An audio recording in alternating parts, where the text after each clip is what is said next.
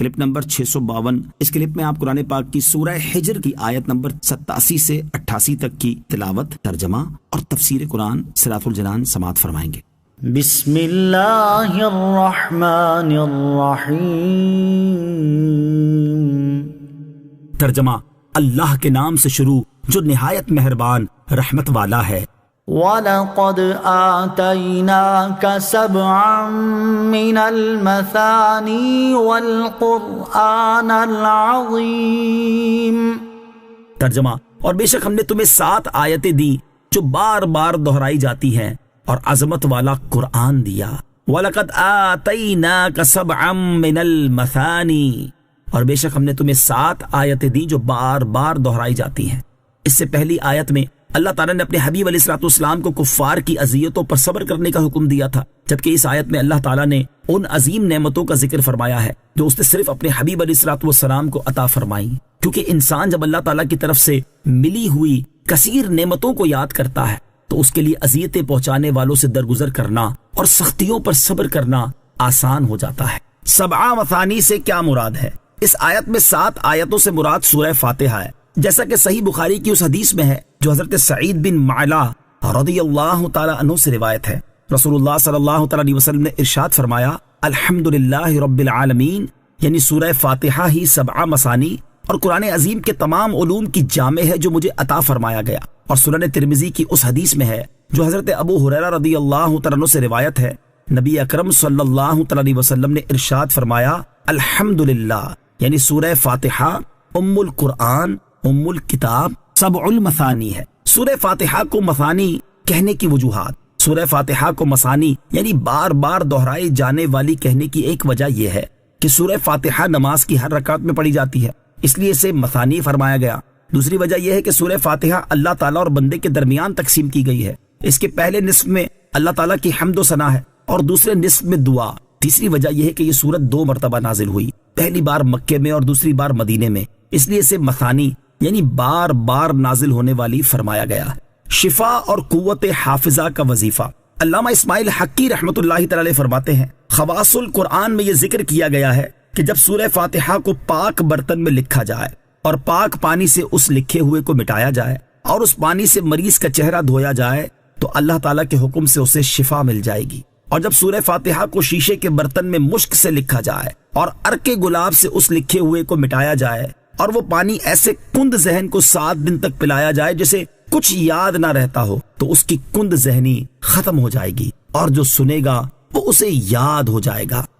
لا تمدن عینیک الی ما متعنا به ازواجا منهم ولا تحزن عليهم واخفض جناحك للمؤمنين۔ ترجمہ، تم اپنی نگاہ اس مال و اسباب کی طرف نہ اٹھاؤ جس کے ذریعے ہم نے کافروں کی کئی قسموں کو فائدہ اٹھانے دیا ہے، اور ان کا کچھ غم نہ کھاؤ اور مسلمانوں کے لیے اپنے بازو بچھا دو۔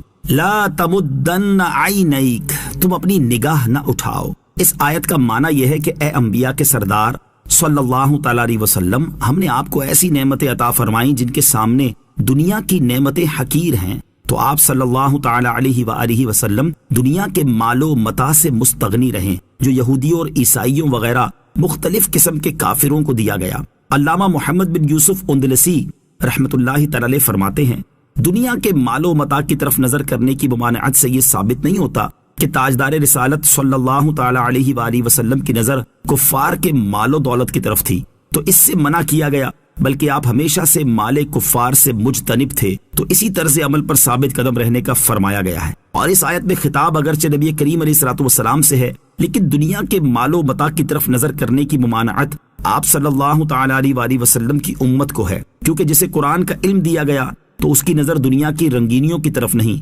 بلکہ قرآن میں غور و فکر کرنے اور اس کے معنی سمجھنے اور اس میں دیے گئے احکامات کی تعمیل کرنے کی طرف ہونی چاہیے۔ وَلَا تَحْزَنْ عَلَيْهِمْ، اور ان کا کچھ غم نہ کھاؤ، یعنی اے حبیب صلی اللہ تعالی علیہ وآلہ وسلم آپ اس وجہ سے غمزدہ نہ ہوں کہ وہ ایمان نہیں لائے اور آپ صلی اللہ تعالی علیہ وسلم کی پیروی کرنے والوں کی صف میں شامل نہیں ہوئے، تاکہ ان کے ذریعے کمزور مسلمانوں کو کچھ قوت حاصل ہوتی۔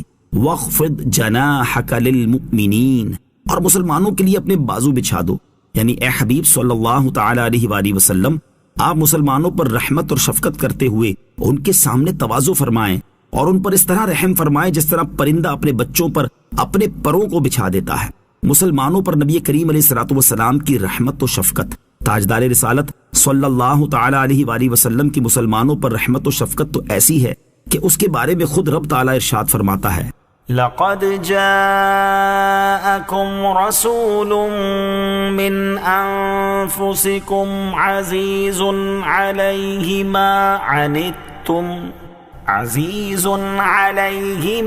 عنتم حريص عليكم بالمؤمنين رؤوف رحيم۔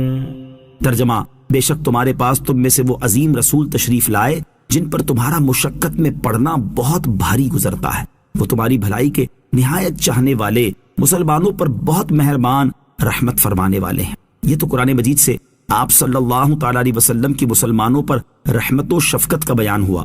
اب مسلمانوں پر آپ صلی اللہ تعالی علیہ وسلم کی رحمت و شفقت کی چند مثالیں سماعت کیجیے۔ نمبر 1، امت کے کمزور، بیمار اور کام کاج کرنے والے لوگوں کی مشقت کے پیش نظر عشاء کی نماز کو تہائی رات تک مؤخر نہ فرمایا۔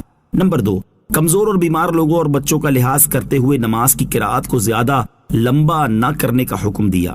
نمبر 3، رات کے نوافل پر ہمیشگی نہ فرمائی تاکہ یہ امت پر فرض نہ ہو جائیں۔ نمبر 4، امت کے مشقت میں پڑ جانے کی وجہ سے انہیں صوم وصال کے روزے رکھنے سے منع کر دیا۔ نمبر 5، امت کی مشقت کی وجہ سے ہر سال حج کو فرض نہ فرمایا۔ نمبر 6، مسلمانوں پر شفقت کرتے ہوئے طواف کے 3 چکروں میں رمل کا حکم دیا، تمام چکروں میں نہیں دیا۔ نمبر 7، تاجدار رسالت صلی اللہ تعالی علیہ وآلہ وسلم پوری رات جاگ کر عبادت میں مصروف رہتے اور امت کی مغفرت کے لیے اللہ تعالیٰ کے دربار میں انتہائی بے قراری کے ساتھ گریہ وزاری فرماتے رہتے، یہاں تک کہ کھڑے کھڑے اکثر آپ علیہ الصلوۃ والسلام کے پائے مبارک پر ورم آ جاتا تھا۔